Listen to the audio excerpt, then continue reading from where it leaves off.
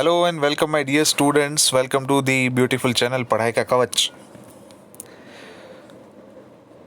Myself Tosip sir. Today, students, we are going to discuss about the unit number 14, Natural Resources of Standard 9. So, as you know, students, in our previous sessions, we have discussed already about the soil formation and the water as a wonder liquid and various kind of other topics which is included in unit number 14. Today, students, we are going to discuss from the topic humus. Okay. So let us start without wasting our time. The topic humus. Soil contain bits of decayed living organisms which is called humus. ज़मीन के अंदर जो है प्राणी के अवशेष मिले हुए होते हैं उसे ह्यूमस कहा जाता है. स्टूडेंट्स, ज़मीन के ऊपर हम जानते हैं कि कई सारे एनिमल्स है, इंसेक्ट्स है, बर्ड्स है, ये सारे ज़मीन के ऊपर बसते हैं. इंसानों के अलावा जो टोटली वाइल्ड लाइफ एनिमल्स की पूरी एक प्रजातियाँ जो है इंसेक्ट्स है वो हमारे ज़मीन के ऊपर पाए जाते हैं. लेकिन ये इंसेक्ट्स या तो बर्ड्स या तो ये एनिमल्स जब भी मर जाते हैं तो उनका बॉडी जो है वो डीके हो जाता है ज़मीन के ऊपर. यानी कि जहाँ पे मरते हैं वो एनिमल्स वहाँ पे ही सड़ जाते हैं और सड़ने के बाद उनके जो अवशेष होते हैं शरीर के वो ज़मीन के साथ घुल मिल जाते हैं. और ऐसी ज़मीन कि जिसके अंदर ऐसे प्राणियों के अवशेष होते हैं, बड़े प्राणी भी हो सकते हैं और छोटे प्राणी भी हो सकते हैं. ऐसा ज़रूरी नहीं है कि सिर्फ बड़े प्राणियों के अवशेष ही हो. कोई भी प्राणी हो या तो इंसेक्ट्स हो, उनके अवशेष अगर किसी ज़मीन के अंदर मिले हुए हैं तो वैसी ज़मीन को कहा जाता है Hume's. Okay. It is a major factor in deciding the soil structure because it causes the soil become more porous and allows water and air to penetrate deep underground. Humus जो है वो एक सबसे मुख्य फैक्टर है ये तय करने के लिए कि सॉइल कितनी पोरस होगी, अपने अंदर कितने पानी को और कितनी हवा को पेनिट्रेट होने देंगी. अब एक चीज़ तो स्टूडेंट्स हम जानते हैं कि ज़मीन को भी पानी और हवा की ज़रूरत होती है. क्यों होती है? क्योंकि जब भी हम प्लांट्स को ग्रो करते हैं, खेती के अंदर जब भी प्लांट्स उगाए जाते हैं, क्रॉप जो है वो उगाया जाता है, फसल उगाई जाती है पूरी, तो फसल उगाने के वक्त जो है ज़मीन को तैयार किया जाता है. जैसे कि स्टूडेंट्स आपने 8th स्टैंडर्ड के अंदर पहला चैप्टर पढ़ा है क्रॉप प्रोडक्शन एंड मैनेजमेंट में, तो पहला ही स्टेप होता है प्रिपरेशन ऑफ सॉइल. सॉइल को प्लाव से या तो कोई ऐसी ड्रिल से उसको ऊपर नीचे किया जाता है ताकि ज़मीन के अंदर जो पोषक तत्व है वो बाहर आए. और उसके साथ साथ अगर ह्यूमस वाली जो कोई ज़मीन होती है तो वो ज़्यादा पोरस होती है. पोरस होने का कारण क्या है कि ज़मीन है, सपोज़ अगर ऐसे ज़मीन अवेलेबल है, ठीक है, और उसके अंदर अगर ऐसे छोटे छोटे पोर्स होंगे, होल्स जिसे कहा जाता है, तो होगा क्या कि एटमॉस्फेयर के अंदर प्रेजेंट जो एयर है वो इस पोर्स के थ्रू ज़मीन के अंदर उतर सकेगी.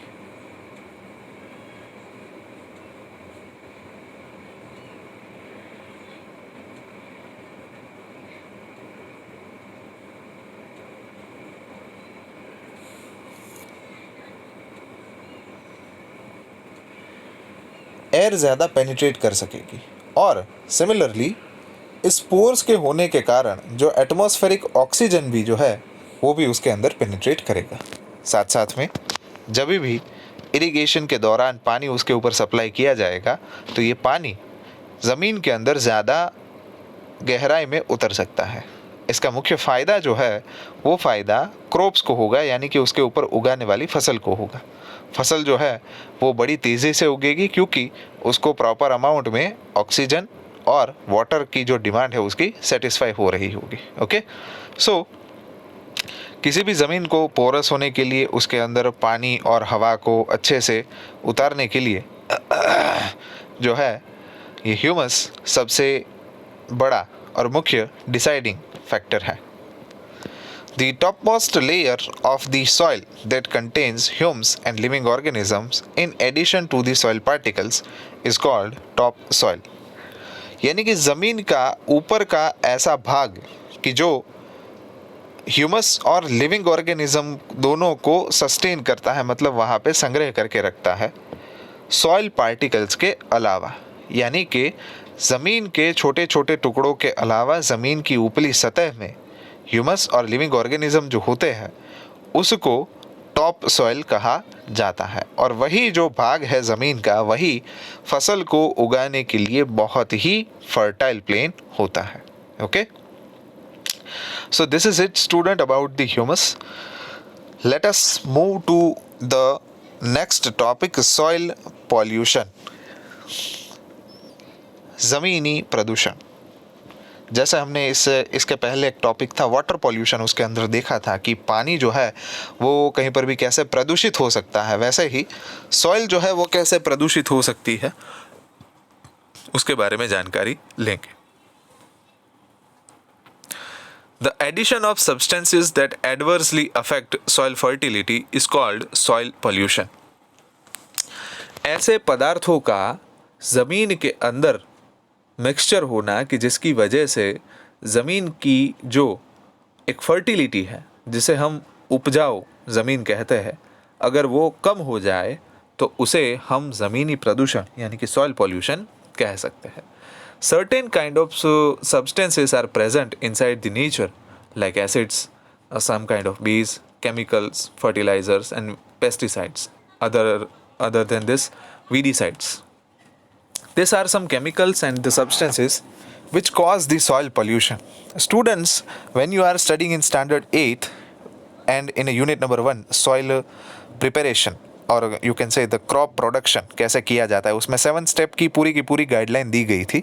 उस 7 स्टेप में से लास्ट स्टेप जो था it is of adding fertilisers and manure, और एक था प्रिवेंशन ऑफ वीड्स. ओके, तो स्टूडेंट्स फसल को इंसेक्ट से और कोई रोग से बचाने के लिए जो किसान है वो उसके अंदर केमिकल्स, फर्टिलाइजर्स ऐड करता है कि जिसकी वजह से फसल का रक्षण हो सके. To ensure the safety of the crop, the farmers are adding certain kind of chemicals in form of fertilizer. Okay, but that fertilizers is adversely affect if it is added in a more amount. Okay, अगर एक हद से ज़्यादा इस पदार्थों का मिश्रण ज़मीन के अंदर किया जाए तो वो ज़मीन का प्रदूषण फैलाते हैं. Next topic is dependent on this. Use of fertilizers killed lot of useful microorganisms and reduce soil fertility. कई सारे ऐसे फर्टिलाइजर्स आते हैं मार्केट के अंदर कि जिनकी वजह से जो ज़रूरी माइक्रो ऑर्गेनिजम्स है, यानी कि ऐसे सूक्ष्म जीव कि जिसकी वजह से the soil fertility will continuously growing and increasing. So because of that kind of fertilisers the soil will lose its fertility. Okay, so in this way the soil will get polluted. Deforestation also led to erosion of topmost fertile layer of the soil. Soil pollution के अंदर सिर्फ इन substance का add होना ही pollution नहीं कहलाता, लेकिन deforestation के कारण जो ज़मीन का पूरा भाग है वो अलग होके चला जाता है, उसे भी सॉइल पॉल्यूशन माना जाता है. And the major reason behind this is nothing but the deforestation. Because of the deforestation the conserving capacity of the trees to hold the soil is loses. क्योंकि वृक्षों के पास यानी कि पेड़ों के पास ऐसी क्षमता होती है कि वो ज़मीन के लेयर को जकड़ के रखे, और अगर वो पेड़ या तो वृक्ष नहीं रहेंगे तो वो ज़मीन को जकड़ेंगे कैसे. और उसके कारण जब भी बाढ़ आती है यानी कि बारिश का पानी जो आता है तो उसकी वजह से यानी कि पेड़ के ना होने की वजह से वो ज़मीन जो है वो वहाँ से अलग होके पानी में बह जाती है. Okay, and that is called soil erosion. Okay,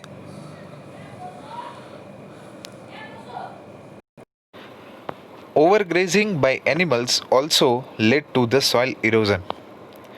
Student, overgrazing, हम जानते हैं कि पशुओं के लिए और प्राणी है उनको उनके लिए, पालतू पशु हो या तो जो हर्बीवोरस है, they require certain kind of food which is in form of plants and trees. They should eat that food for their daily food requirement. But students, अगर जो हमारे धरती के ऊपर का एक लेयर है जिसे हम ग्रीन वेल्थ कहते हैं, उस लेयर को एक हद से ज़्यादा अगर निकाल लिया जाए तो ज़मीन जो है वो खुली हो जाती है और खुली ज़मीन में से उसका इरोजन होने की संभावनाएं भी बढ़ जाती है. सो समटाइम्स ओवरग्रेजिंग का मतलब होता है ज़्यादा हद के बाहर पशुओं को चराना. ग्रेजिंग का मतलब होता है कि पशुओं को चराना. लेकिन अगर पशुओं को एक हद से ज़्यादा ज़मीन का जो लेयर है यानी कि पेड़ पौधे वृक्ष है उसको खाने के लिए दिया जाए तो फिर वहाँ पे उस ज़मीन का जो ऊपर का लेयर है कि जिसे ग्रीन वेल्थ हम कहते हैं, हमारी समृद्धि, वो वहाँ से रिमूव हो जाता है. And because of this the soil erosion will takes place. Next one, fine particles of soil are also carried away by wind and water. ज़मीन की ऊपरी सतह जो है, सबसे पहले तो ज़मीन की जो रक्षा है वो पेड़ और पौधे करते हैं उसको एक जगह से दूसरी जगह ना ले जाने के लिए, ठीक है. लेकिन अगर ऊपर का लेयर जो है जो फर्टाइल है वो लेयर ही खुला हो जाए यानी कि ऊपर जो प्लांट्स है, ट्रीज़ है, ये सारे ही रिमूव हो जाए तो ज़मीन खुली हो जाने के कारण उसके जो फाइन पार्टिकल्स है उसके ऊपर से हवा गुजरे या पानी गुजरे तो वो पार्टिकल्स उसके साथ साथ चले जाते हैं और इन पार्टिकल्स के साथ साथ चले जाने के कारण जो सॉइल है वो वहाँ से इरोड हो जाती है. मतलब ज़मीन का एक भाग जो है वो वहाँ से ट्रांसफ़र होके एक जगह से दूसरे जगह चला जाता है. Okay, so this is all about the soil pollution. इसे सॉइल पॉल्यूशन कहा जाता है. जैसे कि हमने देखा कि फर्टिलाइजर्स को ऐड करने के कारण भी ज़मीन जो है वो प्रदूषित होती है and because of the overgrazing and water due to the effect of water and wind the soil is also get eroded which is also considered as and soil pollution. Okay, now students, let us move towards our last topic of our today's lecture. It is a biogeochemical cycle.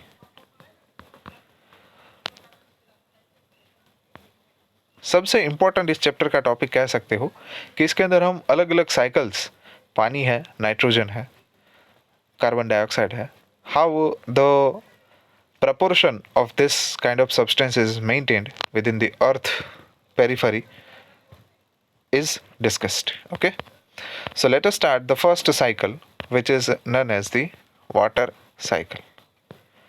पहली जो cycle है उसे जाना जाता है water cycle के नाम से. Okay, so let us try to understand about the water cycle. Students, sometimes we wondered that how the water is available to us on the earth. हमें पानी जो है वो उपलब्ध कैसे होता है पृथ्वी के ऊपर.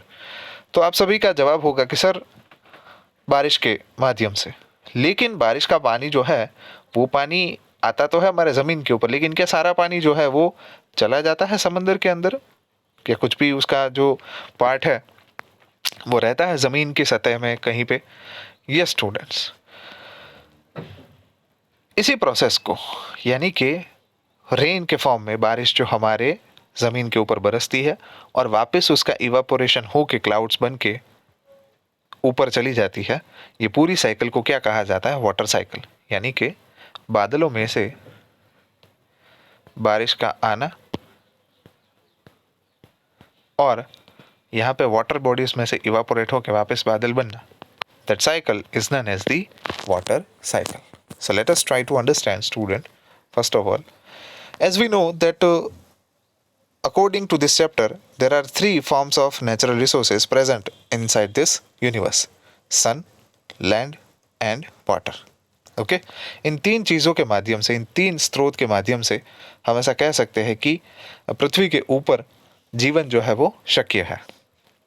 तो आइए चलिए समझते हैं पूरी वाटर साइकिल कैसे काम करती है। स्टूडेंट्स, हम जानते हैं कि कुल पृथ्वी का जो हिस्सा है उसमें 97% हिस्सा है उसके ऊपर पानी है, ठीक है, 97%। और ये पानी जो है ये सलाइन वाटर के फॉर्म में है, यानी कि खारा पानी है। अब जानने की ज़रूरत ये है कि ये पानी जो है वो कैसे भाप बन के चढ़ता है और क्लाउड्स बनते हैं। So let us try to understand. Students, during the day time when the sunlight is there, so sun is continuously heating the water bodies. सूरज जो है वो पूरे दिन के समय के दौरान पानी को जो है वो गर्म करता रहता है। And because of that heating the water molecules are continuously evaporate during the entire day, यानी कि पूरे दिन जो ये इवापोरेशन की प्रोसेस है वो होती रहती है। और इवापोरेशन होने के कारण जो वाटर मॉलिक्यूल्स है वो कहाँ पे जाते हैं, ऊपर चढ़ते रहते हैं। ओके, और एक समय ऐसा आता है कि वो वाटर मॉलिक्यूल्स एक्यूमुलेट होते जाते हैं, होते जाते हैं, होते जाते हैं, और उसके कारण बादल बनते हैं। तो ऐसे सबसे पहले ज़मीन में से पानी जो है वो ऊपर चढ़ता है और क्लाउड्स बनते हैं।